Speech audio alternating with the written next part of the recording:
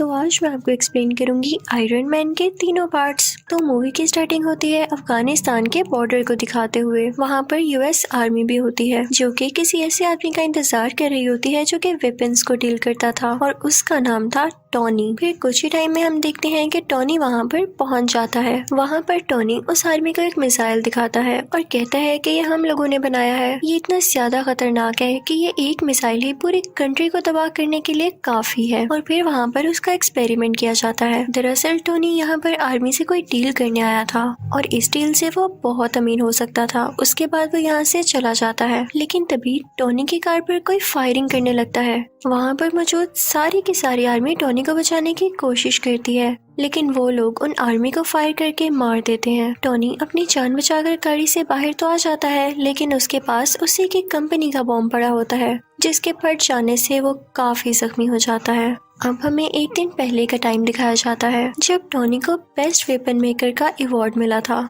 दरअसल जो कंपनी ये चला रहा था ये इसके फादर ने अपने दोस्त के साथ मिलकर बनाई थी, लेकिन जिस जगह अवार्ड दिया जा रहा था टोनी वहाँ पर मौजूद नहीं था, तो उसका अवार्ड कोई और रिसीव कर लेता है। अब अगर टोनी वहाँ पर नहीं था तो वो कहाँ पर था? वो था एक कैसीनो में। वहाँ पर वो आदमी आता है जिसने टोनी का अवार्ड लिया था। वो उसे उसका अवार्ड देता है तो वो कहता है कि यार मैं इसे कहाँ रखूंगा, मेरे घर में तो जगह ही नहीं है। वो अवार्ड वो लोगों को देकर वहाँ से चला जाता है। तभी वहाँ पर एक रिपोर्टर आती है और टोनी से कहती है कि क्या आप सेटिस्फाई हैं कि आप नए नए वेपन्स बना रहे हैं और वो इतने खतरनाक हैं कि किसी की भी जान ले सकते हैं, बल्कि पूरी कंट्री ही डिस्ट्रॉय कर सकते हैं। तो टोनी कहता है कि हाँ मैं सेटिस्फाई हूँ, क्योंकि अगर हम वेपन्स ना बनाएं तो लोग हमें ही मार डालेंगे। उसके बाद ये दोनों कुछ टाइम साथ स्पेंड करते हैं और फिर टोनी को बताया जाता है कि उसकी अफगानिस्तान के लिए फ्लाइट है और टोनी अपने प्राइवेट जेट से होता हुआ अफगानिस्तान आ जाता है। अब सीन शिफ्ट होता है प्रेजेंट टाइम की तरफ, जब टोनी बेहोश है और एक बैटरी से कनेक्टेड है। जब उसे होश आता है तो वह देख के काफी हैरान होता है कि मेरे साथ बैटरीज क्यों लगी हुई हैं। वो होश में आकर अपने साथ खड़े आदमी से पूछता है कि मेरे साथ ये क्या हो रहा है। तो वो आदमी उसे बताता है कि जब तुम्हारे साथ वो बॉम्ब एक्सप्लोड हुआ तो उसके कई पीसेस तुम्हारी बॉडी के अंदर चले गए। वो इतने छोटे पीसेस थे कि हम उनको बाहर नहीं निकाल सकते थे। अब इसका एक ही हल था कि हम उन पीसेस को तुम्हारे दिल के पास जाने से रोक सकें। तो इस वजह से हम ये इलेक्ट्रोमैग्नेटिक वेव्स यूज कर रहे हैं, तो तुम्हें घबराने की कोई जरूरत नहीं है। हमें पता चलता है कि टोनी को टेररिस्ट ने किडनैप कर रखा है और तभी वहाँ पर उन टेररिस्ट का लीडर आता है। वो टोनी से कहता है कि जानते हो मैंने तुम्हें किडनैप करके यहाँ पर क्यों बुलाया? मुझे तुम्हारा बनाया गया मिसाइल काफी पसंद आया और जैसा कि तुम जानते हो कि यूएस आर्मी ने हमारे बॉर्डर पर कब्जा कर रखा है, तो मैं चाहता हूँ कि सेम मिसाइल तुम हमारे लिए भी बनाओ और बस जैसे ही तुम मुझे मिसाइल दे दोगे तो मैं उन पर अटैक करके तुम्हें छोड़ दूंगा। तो टोनी कहता है कि हरगिज नहीं, ये तुम्हारी भूल है। तो टोनी के साथ खड़ा हुआ आदमी उसे कहता है कि नहीं, ऐसा नहीं करो, तुम्हारे पास इसके अलावा और कोई सोल्यूशन नहीं है, क्योंकि ये एक ऐसा इलाका है जहाँ तुम्हारे साथी इवन आर्मी भी नहीं तुम्हें ढूंढ सकती। अब ये आदमी था कौन? दरअसल ये आदमी भी वेपन्स बनाया करता था और इन्हें भी यही लोग लेकर आए थे यहाँ पर। अब टोनी और वो डिसाइड करने लगते हैं कि यहाँ से बाहर कैसे निकला जाए। हालांकि यहाँ से बाहर जाना लग तो इम्पॉसिबल रहा था, लेकिन वो फिर भी ट्राई करना चाहते थे। वो आदमी कहता है कि मुझे अपनी फैमिली के पास जाना है। तो टोनी कहता है कि मेरी कोई फैमिली नहीं, बस एक ड्राइवर और एक सेक्रेटरी है। तो वो दोनों सोचते हैं कि हम कोई ऐसा ड्रेस बनाएंगे जो कि बुलेट प्रूफ हो, ताकि जब हम लोग बाहर निकले और वो हम पे शूट करें तो हम पे कोई असर ना हो और हम फौरन से भाग जाएं। वो आदमी टोनी को बताता है कि तुम्हारी बॉडी में जो इलेक्ट्रोमैग्नेटिक वेव्स हैं उनको सिर्फ वही बैटरी कंट्रोल कर सकती है जो मैंने तुम्हारी बॉडी के साथ कनेक्ट की थी। अब उसको ढूंढना होगा ताकि उसको यूजफुल बनाकर हम यहाँ से बाहर जा सकें, लेकिन उस सूट के लिए इनको बहुत हाई पावर्ड बैटरी चाहिए थी जो कि सूट को रन भी कर सकती। दूसरी तरफ लीडर को तो यही लग रहा होता है कि शायद ये लोग मेरे लिए वो मिसाइल बना रहे हैं, तो वो उसको मटेरियल भी देता रहता है, क्योंकि वो नहीं जानता होता कि मिसाइल बनाने के लिए क्या क्या मटेरियल चाहिए। लेकिन जल्द ही जब वो सूट तैयार होता है तो इस बात की खबर उस लीडर तक भी पहुंच जाती है। उसे बहुत गुस्सा आता है और वो उस आदमी को जो कि टोनी के साथ इस सूट बनाने में हेल्प कर रहा था काफी इंजर्ड कर देता है।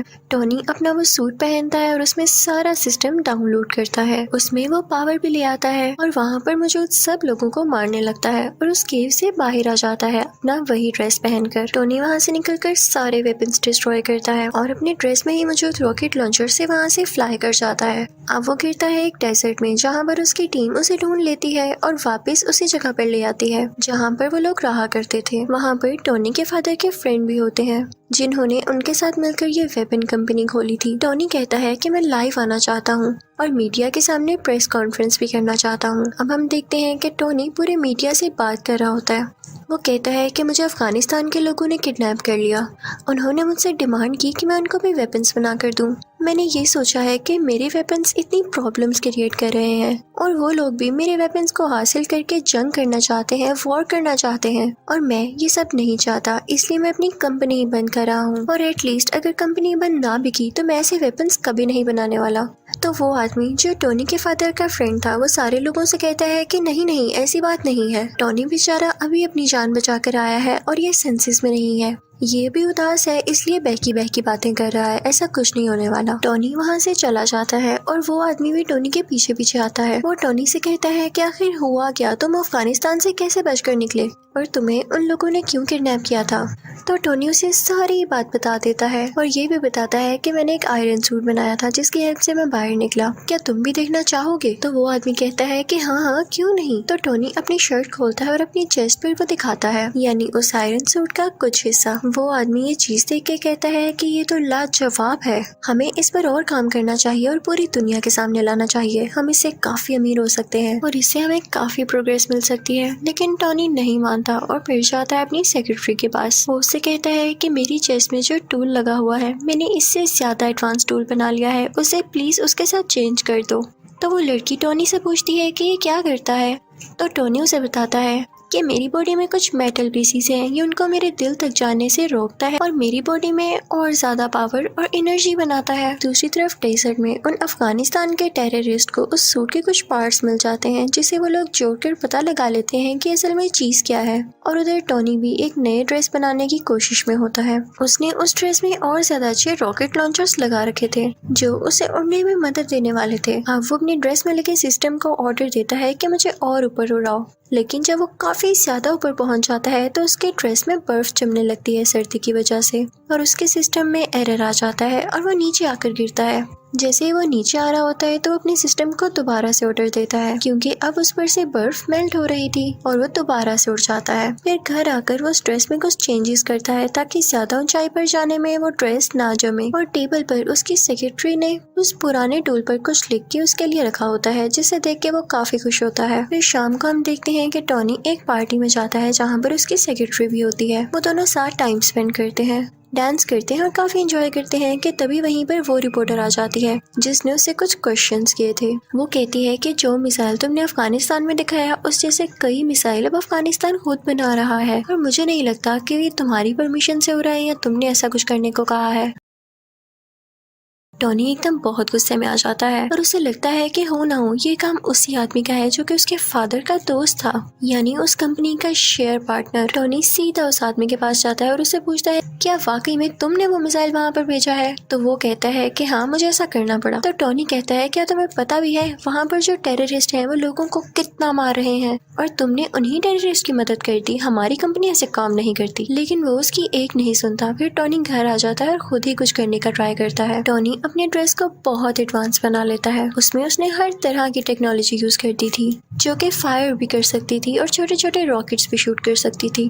टोनी फौरन से वो ड्रेस पहनकर अफगानिस्तान जाता है। वहाँ पर जाकर वो सब आदमियों से लड़ता है, इवन उन टेररिस्ट के लीडर से भी, और फिर अपने ड्रेस से एक छोटा सा रॉकेट वहाँ पर छोड़ता है जिससे वो जगह डिस्ट्रॉय हो जाती है। वहाँ की एयरफोर्स को भी पता चल जाता है कि यहाँ पर कोई एक्सप्लोजन हुआ है, लेकिन वो आयरन मैन को ढूंढ ही नहीं पाते। फिर टोनी अपने उस दोस्त को कॉल करता है जो कि इसे अवार्ड देने कैसीनो आया था। वो अपने दोस्त से कहता है कि मैं ही हूँ जिसने ये सारा ब्लास्ट किया है, तो प्लीज तुम इस मैटर का ख्याल रख लेना। फिर जब उससे पूछा जाता है कि ये अटैक्स किसने किए तो वो कहता है कि हो सकता है कई दुश्मनों ने मिलकर ये अटैक किया हो, यानी वो ये बात टोनी पर नहीं आने देता। अब जब टोनी के फादर का दोस्त ये बात सुनता है तो उसे बड़ी हैरानी होती है कि ऐसे कोई अटैक करके गायब हो सकता है। वो फौरन से अफगानिस्तान जाता है और वहाँ के टेररिस्ट से बात करता है। तो वो टेररिस्ट कहते हैं कि हम जान चुके हैं कि काम किसका है, लेकिन हम तब तक खामोश हैं जब तक हम पूरी बात का न पता लगा लें। ये आयरन मैन ही है क्योंकि हमें डेजर्ट से उसके ड्रेस के कुछ पार्ट्स मिले हैं। वो टेररिस्ट उस आदमी से कहते हैं कि अगर तुम हम लोगों को पैसे दे दो तो मैं सूट का डिजाइन तुम्हें बता सकता हूँ। लेकिन टॉनी के फादर का दोस्त ऐसा नहीं करता, बल्कि उन लोगों को डरा धमका कर वो ड्रेस अपने साथ ले आता है। टॉनी को पता चल जाता है कि उसका पुराना ड्रेस किसी ने चुरा लिया है। वो फौरन से अपनी सेक्रेटरी के पास जाता है और उससे कहता है कि कैसे भी करके मुझे उसको रोकना होगा कि कहीं ये सारी इन्फॉर्मेशन लीक ना हो जाए और वो मेरा नाम, मेरी आइडेंटिटी यूज करके हर जगह तबाही फैलाए। अब टॉनी की सेक्रेटरी उस आदमी के ऑफिस जाती है, यानी वही आदमी जो टॉनी के फादर का दोस्त है। वो सारी इन्फॉर्मेशन उसके कंप्यूटर से कॉपी करने लगती है और साथ ही साथ उसे ये भी पता चलता है कि यही वो आदमी था जिसने टॉनी को किडनैप करवाया था उन टेररिस्ट से, क्योंकि ये नहीं चाहता था कि टॉनी का इस कंपनी में जरा सा भी शेयर हो। ये सुन के वो काफी हैरान होती है और वहाँ से जाने ही वाली होती है कि तभी वहाँ पर वही आदमी आ जाता है जिसके कंप्यूटर से वह डेटा चुरा रही थी, लेकिन उसे बातों में लगा के वहाँ से चली जाती है। अब वो आदमी भी इतना कोई इनोसेंट नहीं था, उसे पता चल जाता है कि ये लड़की मेरे कंप्यूटर से सारा डेटा चुरा गई है। जब वो लड़की सारी इन्फॉर्मेशन लेके वहाँ से निकल रही होती है तो एक आदमी आता है और कहता है कि आप टॉनी को जानती है ना, कि आप टॉनी से मेरा इंटरव्यू करा देंगी, मुझे उससे कुछ सवालात पूछने हैं, कुछ क्वेश्चनिंग करनी है। और दूसरी तरफ टॉनी के फादर के फ्रेंड को भी अजीब अजीब फील हो रहा होता है, क्योंकि वो जानता था कि टॉनी अब कितना पावरफुल है और उसे पता चल चुका है कि इस सारी गेम के पीछे मेरा ही हाथ है। उस आदमी ने कुछ साइंटिस्ट को ऑर्डर दिया होता है वही टूल बनाने के लिए जो कि टॉनी की चेस्ट में था, लेकिन हैरानी वाली बात यह है कि जो टूल ये बनवा रहा था उसका साइज काफी बड़ा था, लेकिन उसको कंप्लीट होने में भी टाइम था। तो ये जाता है टॉनी के घर काफी गुस्से में।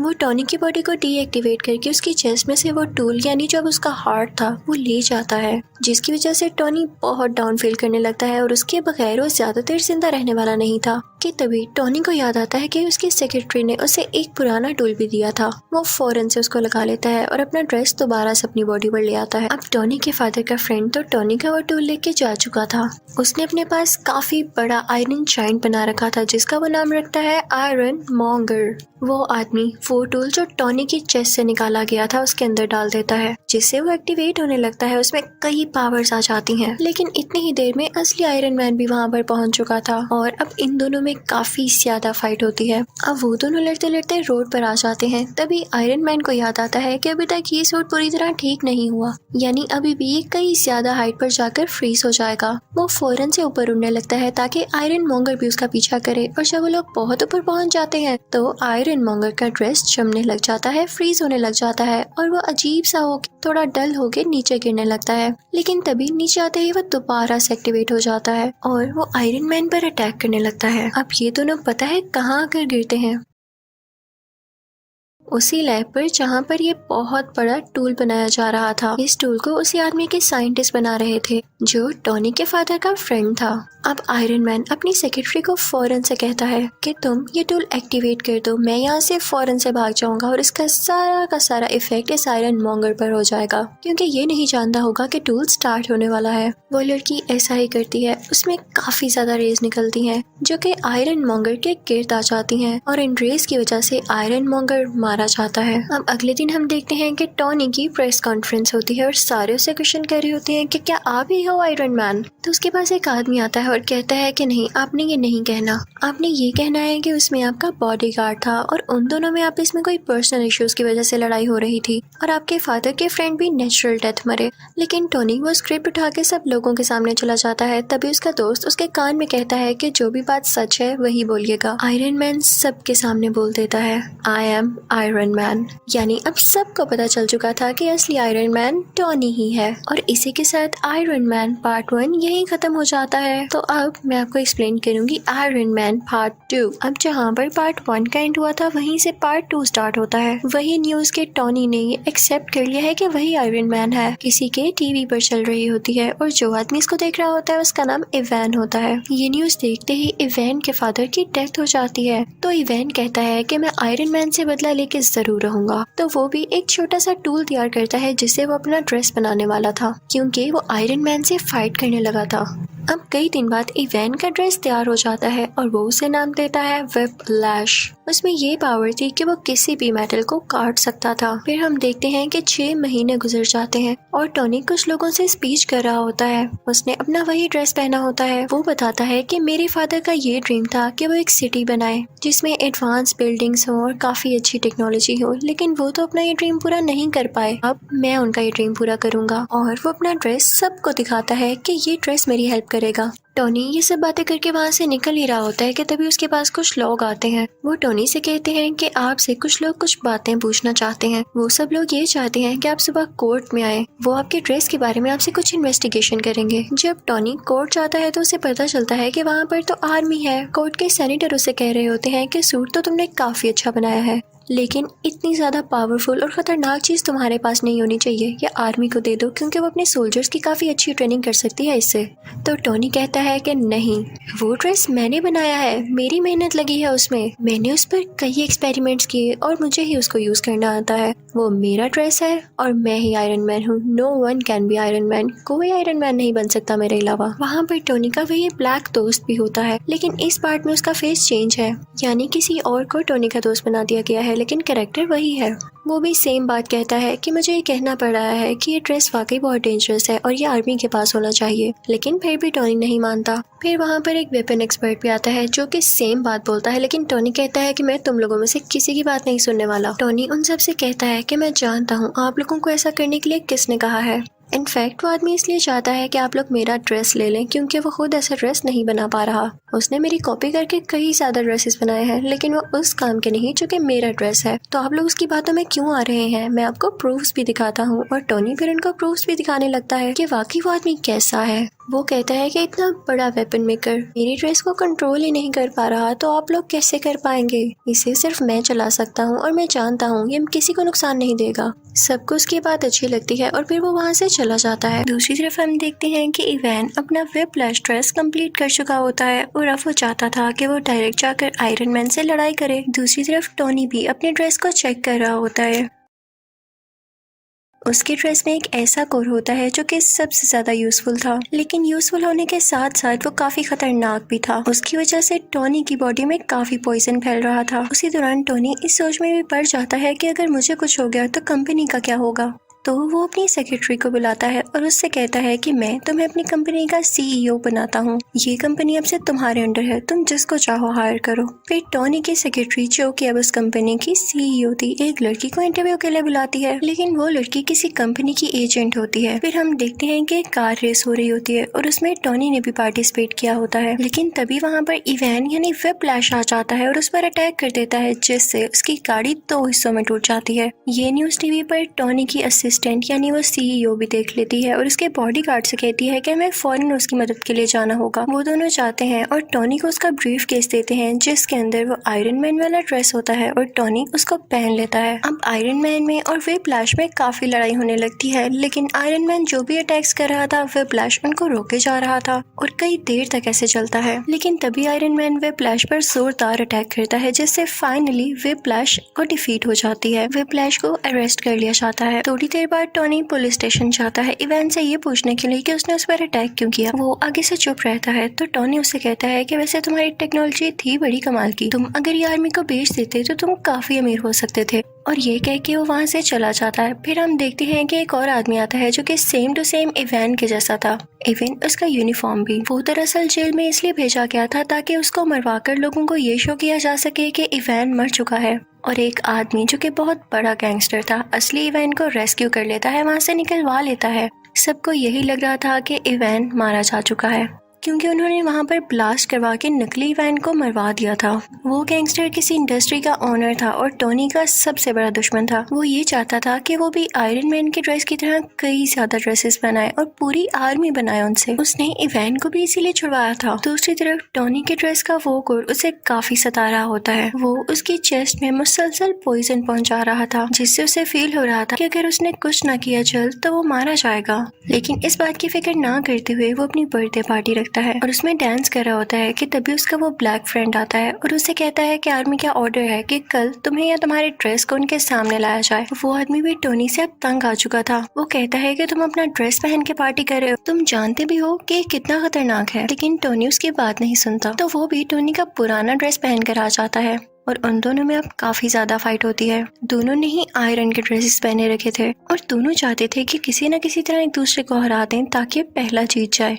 अब दोनों अपने अपने हाथ से लेजर निकालने लगते हैं और एट अ टाइम लेजर निकलने से दोनों लेजर्स आपस में टकरा जाती हैं और बहुत बड़ा ब्लास्ट होता है। जहाँ पर ब्लास्ट होता है और टोनी की बर्थडे पार्टी हो रही होती है वो जगह कोई और नहीं बल्कि टोनी की कंपनी होती है। अब वहाँ से टोनी का पुराना ड्रेस लेके वो ब्लैक फ्रेंड तो चला जाता है, लेकिन टोनी वहीं पर नशे की हालत में होता है। फिर हम देखते हैं कि एक आंख वाला आदमी टोनी के पास आता है और उससे कहता है कि तुम्हारे फादर क्या क्या करना चाहते थे और तुम क्या कर रहे हो, तुम नशा करके इधर उधर फिरते रहते हो। तो टोनी कहता है कि अपनी जुबान बंद रखो, तुम होते कौन हो ऐसे बोलने वाले। तो वो आदमी कहता है मैं तुम्हारे बारे में सब कुछ जानता हूँ, वो लड़की जो तुम्हारी कंपनी में इंटरव्यू देने आई थी वो कोई और नहीं बल्कि मेरी ही सीक्रेट एजेंट है और तुम्हारी सारी बातें सारी रिपोर्ट्स ये मुझे देती रही है। फिर वो आदमी ये भी कहता है कि मैं ये नहीं चाहता कि तुम्हारा कोई नुकसान हो, मैं चाहता हूँ कि तुम और ज्यादा अच्छा एक ड्रेस बनाओ जिससे पूरी दुनिया को फायदा हासिल हो और मेरे पास तुम्हारे फादर की कुछ चीजें भी हैं, चाहो तो उन्हें मेरे से ले सकते हो। टोनी उस एक आंख वाले आदमी के पास से वो सारी चीजें ले आता है तो उसे पता चलता है कि उसके फादर जो सिटी बनाना चाहते थे वो उस टूल की मदद से बनाई जा सकती है। वो उस पर पूरी तरह से रिसर्च करने लगता है।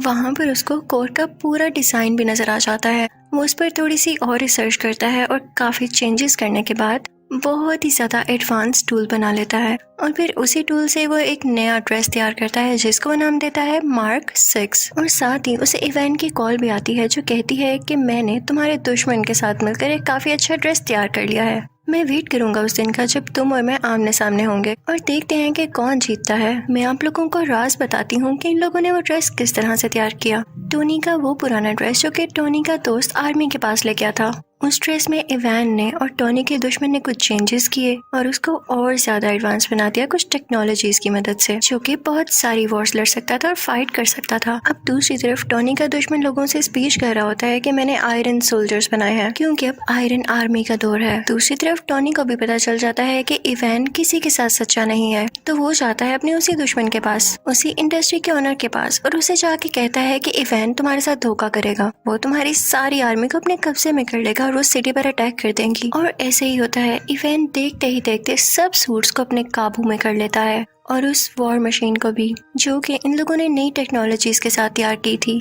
वही ड्रेस जो कि टोनी का पुराना ड्रेस था। टोनी उस इंडस्ट्री के ओनर से कहता है कि मैंने कहा था ना, जाओ अब अपने सोल्जर्स को कंट्रोल करो, लेकिन अब बहुत देर हो चुकी थी। तो वो सीक्रेट एजेंट वहाँ पर पहुँचती है जहाँ पर इवान इन सारे आयरन सोल्जर्स को कंट्रोल कर रहा होता है, लेकिन वो सारे के सारे अपना कंट्रोल खो चुके थे। तभी वहाँ पर आता है टोनी जो कि अब आयरन मैन बन चुका था। वो आते ही अपनी पावर्स का यूज करता है और सारे आयरन सोल्जर्स को मार गिराता है, लेकिन तभी उसके सामने आ जाता है व्हिप्लैश जो कि ज्यादा स्ट्रॉन्ग हो गया था अपने उसी ड्रेस में। टोनी यानी आयरन मैन उस पर अटैक करने लगता है, लेकिन अब उस पर कुछ असर नहीं हो रहा था क्योंकि व्हिप्लैश अब काफी स्ट्रॉन्ग हो चुका था और अब वो जानता था कि आयरन मैन का मुकाबला कैसे करना है। तभी टोनी को याद आता है कि जब उसकी और उसके ब्लैक फ्रेंड की लेजर आपस में टकराई थी तो बहुत बड़ा ब्लास्ट हुआ था। वो अपने उस फ्रेंड से कहता है कि हम वो एक्सपेरिमेंट दोबारा से करते हैं। अब वो दोनों ऐसे ही करते हैं और वहाँ पे काफी बड़ा ब्लास्ट होता है। व्हिप्लैश वहीं पर मारा जाता है। अब अगले सीन में हम देखते हैं कि टोनी के पास वही एक आंख वाला आदमी आता है और उससे कहता है कि मैं तुम्हें गुड न्यूज दूं, तुम्हारा जो आयरन मैन वाला ड्रेस है उसको एवेंजर्स ने अप्रूव कर लिया है, यानी अब वो एवेंजर्स टीम में यूज होगा। लेकिन आई एम सॉरी, तुम उसके लिए सिलेक्ट नहीं हुए, तुम्हें सिर्फ पीछे से काम करना होगा। तो टोनी कहता है कोई मसला नहीं, आई एम एक्सेप्टिंग, लेकिन मुझे इस बात का क्रेडिट चाहिए। फिर अगले सीन में हम देखते हैं कि कोर्ट के सेनेटर टोनी यानी आयरन मैन को और उसके ब्लैक फ्रेंड को मेडल देते हैं और उनसे कहते हैं कि थैंक यू, आपने पूरी दुनिया को बचा लिया। और इसी के साथ आयरन मैन पार्ट 2 यहीं खत्म हो जाता है। तो अब बारी है पार्ट 3 की एक्सप्लेनेशन की। तो मूवी का स्टार्ट होता है एक फ्लैशबैक को दिखाते हुए, जहाँ पर एक लेडी उसे बता रही होती है कि मैंने एक ऐसा वायरस बनाया है जिसमें बहुत सारी पावर्स हैं। इवन वो लोग जो डिसेबल हैं, माजूर हैं, वो भी अपनी पावर्स वापस ला सकते हैं, यानी वो बिल्कुल ठीक हो सकते हैं। तभी वहाँ पर एक ग्लासेस वाला साइंटिस्ट आता है जो कि टोनी से कहता है कि हमारी कंपनी एक बहुत बड़ा एक्सपेरिमेंट करने वाली है, उसमें बहुत ज्यादा एडवांस टूल यूज होने वाले हैं, तो मैं तुम्हें ऑफर कर रहा हूँ कि मेरी कंपनी को ज्वाइन कर लो। दरअसल वो टोनी से काफी इम्प्रेस होता है, लेकिन टोनी उसकी ऑफर को रिजेक्ट कर देता है और वहाँ से चला जाता है। हम देखते हैं कि टोनी को एक मेंटल इशू हो गया था, उसी वजह से जब आयरन आर्मी ने पूरे सिटी पर अटैक्स किए थे और टोनी उन्हें शुरू में बचा नहीं पा रहा था, उसे वो फ्लैशबैक बार बार आते थे और इसी को लेके वो काफी सैड और बुरा फील किया करता था। लेकिन उसका दोस्त उसे हौसला देता है। आयरन मैन सोचता है कि अगर उन लोगों ने दोबारा से अटैक कर दिया तो मैं क्या करूंगा। इसके लिए वो आयरन मैन की पूरी टीम बना देता है और वो उस टीम का नाम रखता है आयरन लीजन। अब हमें पता चलता है कि पूरी कंट्री में दोबारा से अटैक्स हो रहे हैं और वो कोई और नहीं बल्कि मैंड्रिन नाम का एक आदमी करवा रहा है। टोनी यानी आयरन मैन का एक बॉडीगार्ड भी उसी कंट्री में होता है जो कि उन अटैक्स की वजह से शदीद जख्मी हो चुका था। टोनी उससे बहुत प्यार करता था, इसलिए उसे गुस्सा आ जाता है। तो वो प्रेस कॉन्फ्रेंस करता है कि अगर ये अटैक्स ना रोके गए तो मैं उस मैंडरिन के साथ बहुत बुरी तरह पेश आऊंगा। लेकिन लगता है ये बात उसकी मैंडरिन को बिल्कुल पसंद नहीं आती। वो जनाब टोनी के घर पर ही अटैक करवा देता है, जिससे टोनी यानी आयरन मैन का घर पूरी तरह से तबाह हो जाता है। उस वक्त टोनी के साथ वही लड़की भी थी जिसने वो वायरस बनाया था जो कि डिसेबल लोगों को ठीक कर सकता था। आयरन मैन अपना ड्रेस पहनता है और उस लड़की को बचाकर वहाँ से ले जाता है। लेकिन आयरन मैन के सूट में एक एरर आ जाता है। जिस जगह उसने लैंड करना था वो वहाँ पर नहीं जाता बल्कि किसी ऐसी जगह में गिर जाता है जहाँ पर स्नो फॉलिंग हो रही होती है। लेकिन स्टिल होप यानी उम्मीद अभी भी बाकी थी, क्योंकि उस सूट में पावर जो बाकी थी वो चाहता तो उस जगह पर वापस जा सकता था जहाँ पर उसको जाना था। दूसरी तरफ पूरी दुनिया काफी सैड होती है क्योंकि उनको ये लग रहा था कि टोनी मारा जा चुका है उस अटैक में जो कि उसके घर पर हुआ, क्योंकि उसके बाद टोनी किसी को दिखाई जो नहीं दिया। आयरन मैन जिस विलेज में गिरा था वहाँ पर उसे एक बच्चा दिखाई देता है। वो उससे कई बातें करने लगता है क्योंकि वो बच्चा उसको काफी इनोसेंट लगता है। टोनी देखता है कि वो विलेज भी तबाह हो चुका है और सेम उसी तरीके से ये तबाह हुआ है जिस तरीके से टोनी के घर पर अटैक किया गया। तो वो समझ जाता है कि जरूर इसके पीछे मैंडरिन का ही हाथ है। अब वो इस सारे केस पर रिसर्च करने लगता है। उसे पता चलता है कि ये एक्सप्लोजन्स किसी वेपन के जरिए नहीं हुए बल्कि ये उन सोल्जर्स ने किए हैं जो कि सुपर पावर्स रखते हैं। टोनी सबसे मैंडरिन की लोकेशन के बारे में पूछता है लेकिन उसे कुछ पता नहीं चलता। सरप्राइजिंगली वो बच्चा उसे मैंडरिन की लोकेशन तक पहुंचा देता है। विलेज में टोनी ने कुछ वेपन्स भी तैयार कर रखे थे जो वो अपने साथ लेकर यहाँ आया था। वहाँ पर उसे पता चलता है कि मैंडरिन तो था ही नहीं, वो ड्रामा कर रहा था कि जैसे वो वहाँ पर हो। वहाँ पर सिर्फ एक आदमी था कि जो उस जगह की वीडियोस बनाकर पब्लिश किया करता था। फिर यहाँ हम देखते हैं कि वही ऐनक वाला साइंटिस्ट टोनी से मिलता है और दरअसल ना तो उसको ऐनक लगी थी और ना ही वो उसका गेटअप था, वो भी उसका फेक गेटअप था। वो टोनी को बताता है कि मैंने वही वायरस यूज करके खुद की डिसेबिलिटी को खत्म कर दिया है और अब मैं काफी स्ट्रॉन्ग हो चुका हूँ। वो साइंटिस्ट टोनी को बताता है कि मैंने तुम्हारी दोस्त यानी तुम्हारी सेक्रेटरी को भी किडनैप कर रखा है। वो उसे उसका विजन दिखाता है कि ये देखो, ये अब मेरे कब्जे में है। वो दरअसल कहीं और पर किडनैप हुई भी होती है और ये सिर्फ उसकी इमेज होती है, एक होलोग्राम। अब वो लड़की जिसने वायरस तैयार किया था वो कई सालों से साइंटिस्ट के लिए काम कर रही थी, लेकिन जब उस साइंटिस्ट को पता चलता है कि ये टोनी से भी मिलने गई थी तो वो उस लड़की को वहीं पर शूट कर देता है। हम देखते हैं कि वो साइंटिस्ट काफ़ी अच्छी टेक्नोलॉजी यूज़ करता था जिसकी वजह से उसकी लोकेशन कोई भी ट्रैक नहीं कर पाता था। वहाँ पर वॉर मशीन भी होती है जो कि टोनी का फ्रेंड चला रहा होता है, यानी वही आयरन सूट जो वो लेकर भागा था। लेकिन अब उस ड्रेस का नाम चेंज कर दिया गया था और ये उसी साइंटिस्ट ने किया था। दरअसल वो टोनी को ये बताना नहीं चाहता था कि ये वही ड्रेस है। वो उस ड्रेस को यानी वॉर मशीन को अपने पास ले आता है, लेकिन टोनी भी काफी पावरफुल था। वो वहाँ से जान छुड़ाकर भाग चुका था क्योंकि उसे मैंडरिन की लोकेशन का पता लगाना था। इसी दौरान टोनी को पता चलता है कि वो साइंटिस्ट वो एडवांस ड्रेस चुराकर यूएस के प्रेसिडेंट को मारना चाहता है और इसके लिए उसे कुछ भी करके उसे रोकना होगा। और इसी पर्पस के लिए वो साइंटिस्ट वहाँ पर पहुँच जाता है जहाँ पर वो प्रेसिडेंट होते हैं जो कि किसी और कंट्री जाने के लिए तैयार हो रहे थे। वो उसे किडनैप कर लेता है और अपनी सीक्रेट लोकेशन पर ले आता है जहाँ पर कोई नहीं पहुँच सकता था। लेकिन टोनी वहाँ पर पहुँच ही जाता है क्योंकि उसकी हेल्प की थी उस छोटे बच्चे ने और टोनी था भी बहुत टैलेंटेड। टोनी वहाँ पर जाकर सारे बाकी पैसेंजर्स को भी बचा लेता है, लेकिन जब बारी आती है प्रेसिडेंट को बचाने की तो इतनी ही देर में वो साइंटिस्ट उसे लेकर वहाँ से जा चुका होता है और वो नाकाम रह जाता है प्रेसिडेंट को बचाने में। लेकिन हमें ये जरूर पता चल जाता है कि साइंटिस्ट की सीक्रेट लोकेशन क्या थी। ये समंदर के पास एक खुफिया जगह थी और ये प्रेसिडेंट को यहाँ पर पता है क्यों लाया था, क्योंकि ये उनकी डेथ पूरे सोशल मीडिया के सामने लाइव दिखाना चाहता था, जिससे इसको पॉपुलैरिटी मिलती यानी ये मशहूर हो जाता और लोग इससे डरने लगते। और प्रेसिडेंट को पकड़ना इतना आसान नहीं हुआ था, बल्कि प्रेसिडेंट के नीचे जो बंदा होता है यानी वाइस प्रेसिडेंट, उसने जेलसी में आकर प्रेसिडेंट की किडनैपिंग में उस साइंटिस्ट की हेल्प की थी। उसने ये लालच में भी किया था क्योंकि उसकी एक डिसेबल बेटी थी जिसको साइंटिस्ट ने वही वायरस देकर ठीक कर दिया था। अब हम देखते हैं कि टोनी और उसका ब्लैक फ्रेंड उसी जगह पर होते हैं जहाँ पर वो साइंटिस्ट होता है, यानी समंदर के पास वाली खुफिया जगह में। टोनी अपने दोस्त को कहता है कि मैं अपनी असिस्टेंट यानी सीईओ को बचाऊंगा और तुम जाकर प्रेसिडेंट को बचाना। फिर हम देखते हैं कि आयरन मैन उस आदमी के सामने पहुंच चुका है, यानी उस साइंटिस्ट के सामने। उन दोनों में काफी फाइट होती है, दोनों ने ड्रेसेस पहन रखे थे और दूसरी तरफ वो ब्लैक फ्रेंड भी प्रेसिडेंट को बचा देता है और उन्हें भी आयरन ड्रेस पहनाकर सेव कर लेता है और कहता है आप यहाँ से चले जाएं अभी के लिए। आयरन मैन भी उस सीईओ को यानी अपनी दोस्त को बचा लेता है, लेकिन बचाते बचाते वो नीचे गिर जाती है जहाँ पर बहुत ज्यादा आग लगी होती है। टोनी यानी आयरन मैन डर जाता है कि ये तो जल जाएगी अब, लेकिन एक मजे की बात ये थी कि उस साइंटिस्ट ने इसके अंदर भी वो वायरस इंजेक्ट कर रखा था जिसकी वजह से उसे आग से कुछ नहीं होता और वो ठीक हो जाती है। ये तो इनके लिए प्लस पॉइंट हो गया था।